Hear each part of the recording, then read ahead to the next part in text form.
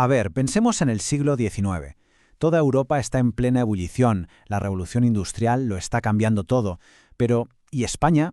Aquí la cosa fue diferente, mucho más lenta, muy desigual, y esa es la gran pregunta que vamos a intentar desentrañar hoy. ¿Cómo es posible que una potencia histórica como España se quedara, digamos, un poco rezagada en esa carrera industrial? Para entender el problema, lo primero es lo primero. ¿Qué hace falta para que un país se industrialice a toda máquina? Pues uno se imagina lo típico, ¿no? Materias primas, buenos puertos, gente que sepa trabajar. Y aquí viene lo interesante, porque si miramos la lista, resulta que España, sobre el papel, lo tenía todo.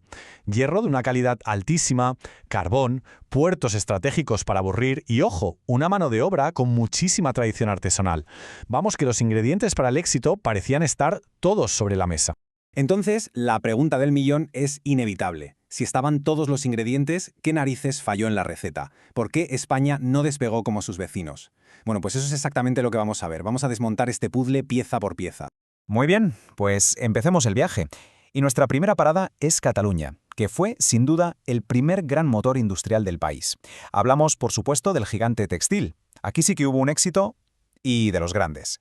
Claro, hay que entender que esto no salió de la nada. Barcelona ya tenía una tradición textil muy potente desde el siglo anterior. Lo que pasó a partir de los años 30 del siglo XIX es que todo el dinero que venía del campo y del comercio con las colonias, en vez de guardarse, se reinvirtió. ¿En qué? Pues en modernizarlo todo, en traer las máquinas más punteras y en aprovechar a tope el algodón que llegaba sin parar a su puerto. Y todo esto llegó a su punto álgido en un periodo que se llamó, ni más ni menos, la fiebre del oro. Fue una auténtica edad de oro para la industria catalana. Y tuvo dos motores principales que lo impulsaron todo. Por un lado, algo curioso, una plaga, la filoxera, que arrasó los viñedos franceses. ¿Qué pasó? Que de repente toda Europa quería vino español. Y por otro lado, un mercado que era prácticamente suyo, las colonias de Cuba y Puerto Rico, que compraban tejidos catalanes sin parar. Pero, y aquí está la gran paradoja de este modelo. Porque, a ver, el textil catalán fue un motor brutal a nivel regional. Hizo crecer a otras industrias a su alrededor y desde luego dominaba el mercado español de cabo a rabo. El problema, y era un gran problema, es que era muy dependiente. Necesitaba la tecnología de fuera, necesitaba el carbón de fuera. Y claro, cuando en el 98 se perdieron las colonias, se acabó el chollo. Se dieron cuenta de que sin ese mercado protegido no eran competitivos a nivel mundial. Un golpe de realidad tremendo. Bueno, dejamos el textil y nos vamos a la otra gran protagonista de la industrialización, la siderurgia. La historia del acero en España es fascinante. Es casi como una obra de teatro en 3 actos, y cada acto en un lugar distinto del país.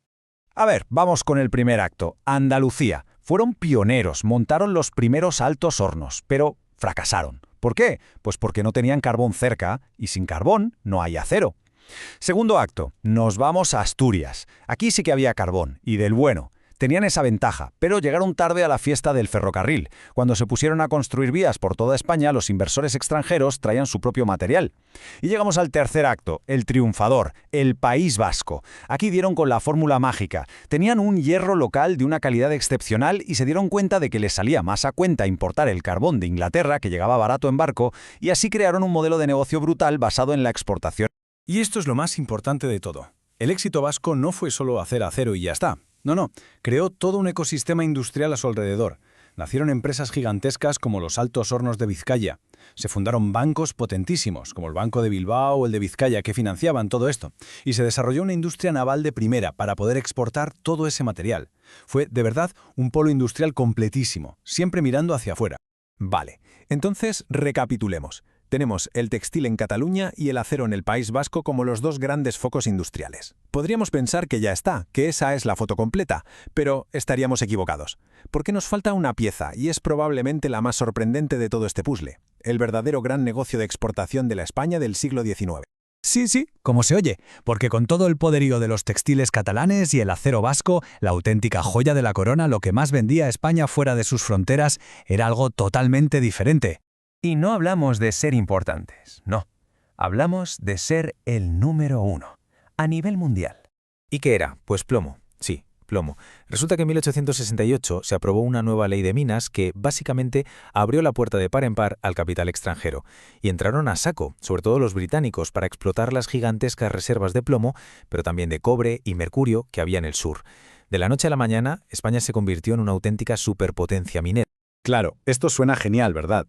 Pero ojo, que aquí hay un matiz importantísimo. Todo este boom generó muchísima actividad, por supuesto. Pero la clave, el problema, es que la inmensa mayoría de todo lo que se sacaba de las minas, y por lo tanto, la inmensa mayoría de los beneficios, se iba directamente fuera. Acababa en los bolsillos de las empresas extranjeras que eran las dueñas de las explotaciones. Bueno, pues ya hemos visto las piezas, hemos visto los focos de éxito, el textil, la siderurgia, la minería, y sin embargo volvemos a la pregunta con la que empezamos. Si había todo esto, ¿por qué el país en su conjunto no terminó de arrancar? Pues la clave para entenderlo es cambiar la perspectiva. Hay que dejar de mirar las regiones por separado y ver el panorama completo, porque existían una especie de frenos de mano gigantes, problemas estructurales, que impedían que el éxito de estas zonas se contagiara al resto. Y los expertos suelen señalar 3 grandes culpables. El primer freno, la deuda pública. El Estado debía tantísimo dinero que era incapaz de invertir en lo que de verdad hacía falta. El segundo, la mentalidad de los inversores españoles. El dinero que había en España prefería ir a lo seguro, comprar tierras o deuda del Estado. Invertir en una fábrica era demasiado arriesgado. Y el tercer freno, que es fundamental, la geografía y los transportes. España es un país montañoso y, para colmo, el ferrocarril se diseñó de una forma radial, con todo saliendo de Madrid, en vez de conectar los centros industriales entre sí. Esto hizo imposible crear un mercado nacional unificado. Y creo que esta es la mejor metáfora para entenderlo todo. La España del siglo XIX no era una nación industrial, era más bien un archipiélago industrial.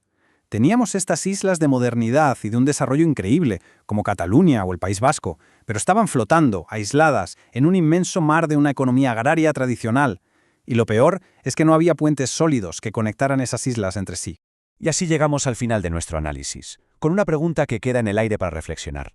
Viendo todos estos obstáculos, ¿fue una oportunidad perdida? ¿Se podría haber hecho de otra manera? ¿O, siendo realistas con la política, la geografía y la economía que había, ¿era este desarrollo fragmentado, en islas, el único destino posible para la España del siglo XIX? Ahí queda la cuestión.